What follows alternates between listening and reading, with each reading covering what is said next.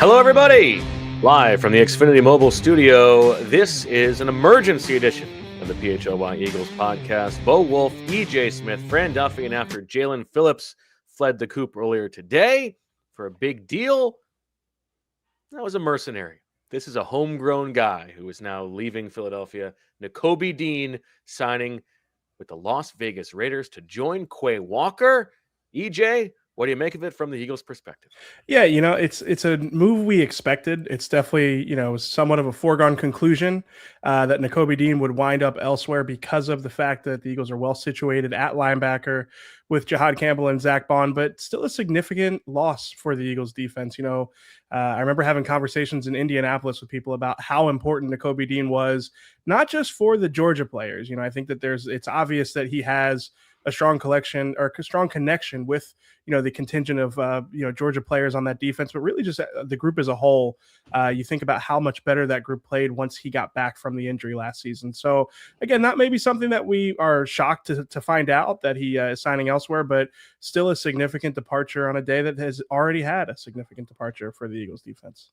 Fran, it feels like a little bit of the inverse of the conversation we've had with Jordan Davis, where you can understand for circumstances why not only are the Eagles not bringing back Nakobe Dean because of Jihaad Campbell, but the money it's maybe not what you would want to pay. But boy, this is a guy who was so fun to watch for the Eagles, yeah. And it's just going to be sad that he's not here anymore, and it'll be sad to watch him with another team.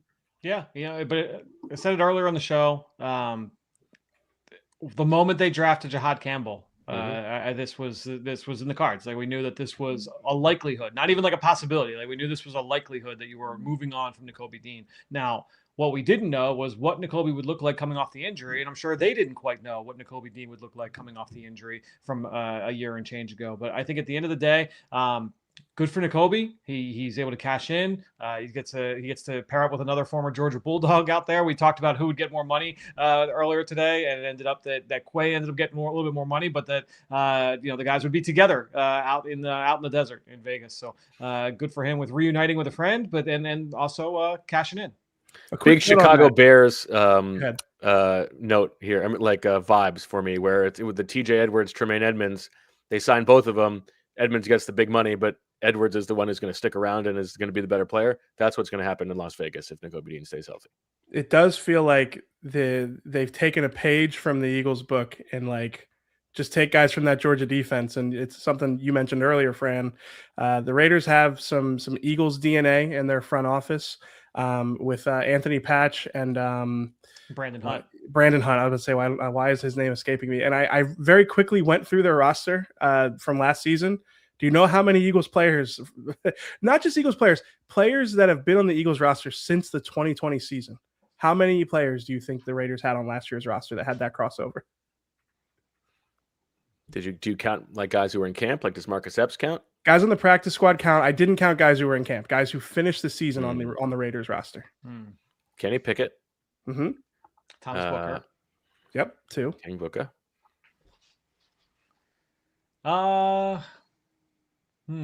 There's at least one more that I would expect you guys to get.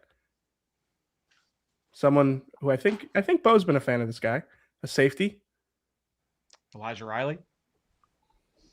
No. No, he's not there. I was going to say Maxon Hook. No, Tristan McCollum. Tristan McCollum. They brought him back. Yeah. Terrell Edmonds. Right. Devin White, Albert Okwebunam, and now Nakobe Dean joins the group. That's not exactly a murderer's row, but I'll give you. But it shows that they have been plucking from the Eagles roster for some time. And again, I do think that adding those 2 Georgia guys does kind of take inspiration from what the Eagles were able to do. What will be your lasting memory of Nakobe Dean with the Eagles, EJ?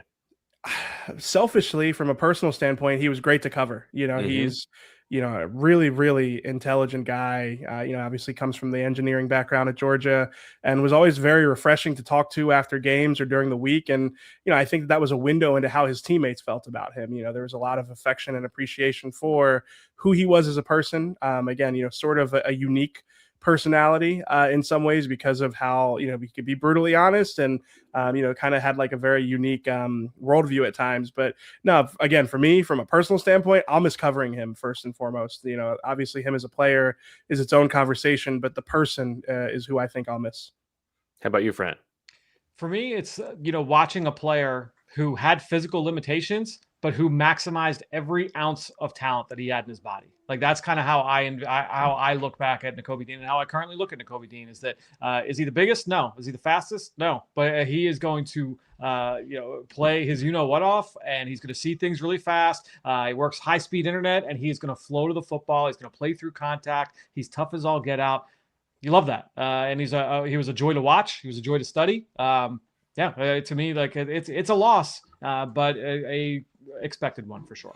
I feel like him running over running backs as a blitzer is the image that most Eagles fans will have in their mind. It was just so fun to watch him do that, and I too, EJ, I would just think too, a couple good conversations with him in the locker room. Just a pleasure of a guy to deal with. Now, for the Eagles, what do you think this means? They've got obviously Jihaad Campbell slated to start next to Zack Baun. You've got Jeremiah Trotter Jr., who is ostensibly your number 3 linebacker and looked okay when called into duty last year, but he's on the final year of his rookie deal. You've got Smile Mondon there after 1 year of development. Do you think that they add to this group in any significant way before the draft?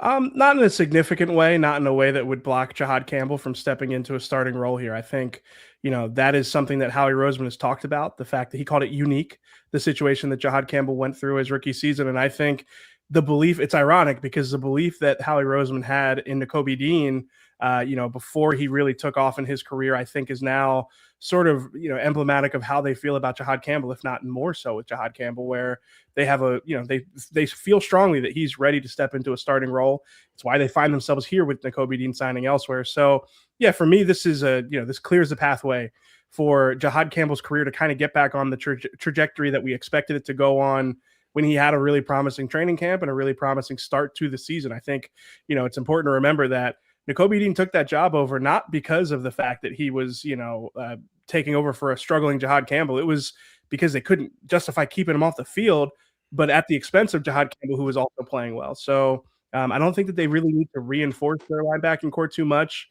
with the guys that they have. And I think Jihaad Campbell's talent and, what he showed as a rookie really it makes you feel better about that group going into next year. Well, this was a pet focus for you, Fran. Was Nakobe Dean playing so well this year, and it really was great to see him continue to take a leap, given the injury that he was coming back from. However, as EJ said, Jihaad Campbell was not playing at a level where it felt like he did not belong on the field, and now the Eagles have, they spent the second half of the season giving away what could have been valuable developmental reps for him. Yeah, and I think that that's certainly going to be a storyline through the summer as we see him go through his second training camp and he gets his first full offseason. What does that mean for Jihaad Campbell mentally? I think that that's going to be a big storyline when everybody reconvenes back on the practice field this summer. And just thinking about the rest of the linebacking core, what's going to be interesting, I don't expect them to make any kind of substantial addition between now and the draft. When you talk about Jeremiah Trotter Jr. and Smile Mondon, the question I've got with both, like Vic Fangio didn't really want to play Smile Mondon on defense, even when like the backups were in. We did not see much of Smile Mondon, but played special teams. And with Jeremiah Trotter Jr., he'll play on defense. Like they're not afraid to put him out there on defense, but does not play special teams. So is there an addition they can make? This is a good linebacker draft. If it's 4th round, 5th round, and there's a guy, I wouldn't shock me if they addressed it, at some point on day 3.